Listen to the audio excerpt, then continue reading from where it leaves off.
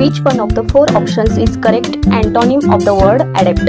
ॲडेप्टचा correct antonym आपल्याला सांगायचा आहे. ग्रुप सी मेन्स 2018ला विचारलेला हा क्वेश्चन आहे. First of all we should know the meaning of the adept. ॲडेप्टचा मिनिंग आपल्याला माहिती पाहिजे. तर ॲडेप्टचा मिनिंग असतो स्किल्ड पर्सन, नॉलेजेबल पर्सन, जो कुठलंही काम करायला अतिशय उत्साही असतो, त्याच्याकडे खूप सारं नॉलेज आहे, त्याला म्हणतात ॲडेप्ट. तर याचा आपल्याला अँटोनिम सांगायचा आहे. See the options.